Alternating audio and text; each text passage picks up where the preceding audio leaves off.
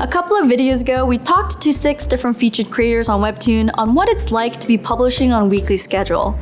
Today, we're bringing 5 more creators in, and they're elaborating a little bit more on how it's like to draw day-to-day as a business and on how to publish on that weekly schedule. This is Discover More. My name is Jin. I'm in charge of Discover Creator Care, and here we show you how to make the most out of our Discover platform on Webtoon, where it's free to use and free to publish, and that's where you can get your story out to the thousands of readers who come every single day.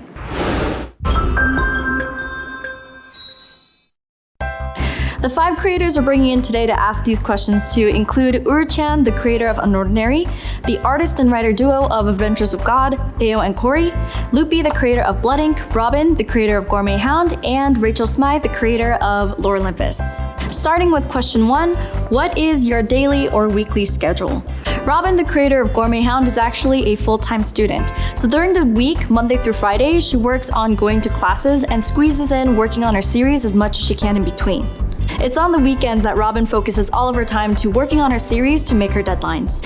For creators like uru-chan and Rachel Smythe for Lore Olympus, their series are their full-time job. So they work from Monday through Saturday and take Sunday as a rest day for themselves.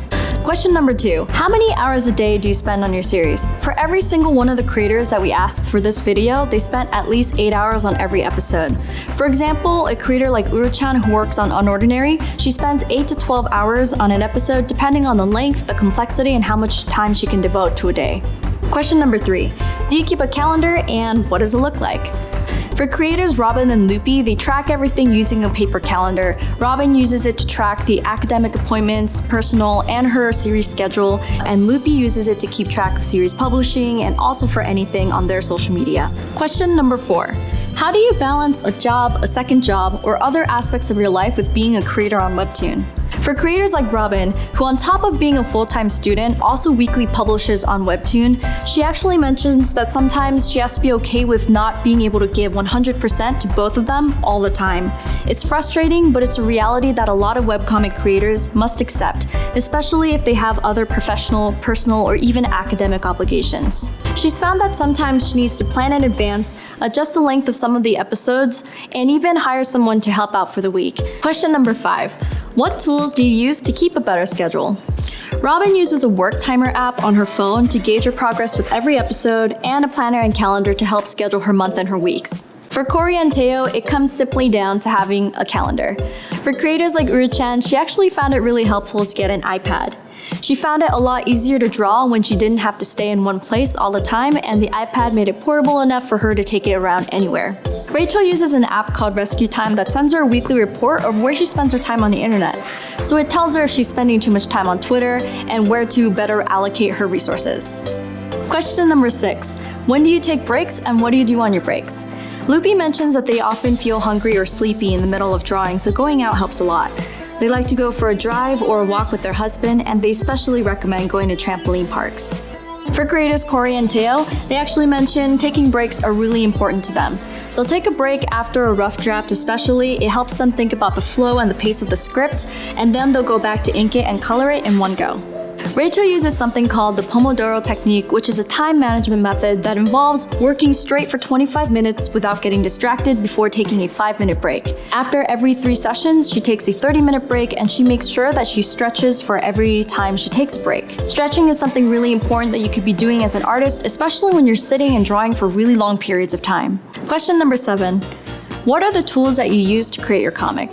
For Corey, who's the artist of Adventures of God, he still uses a Wacom bamboo tablet, nothing fancy. He's had it for years, it's still reliable.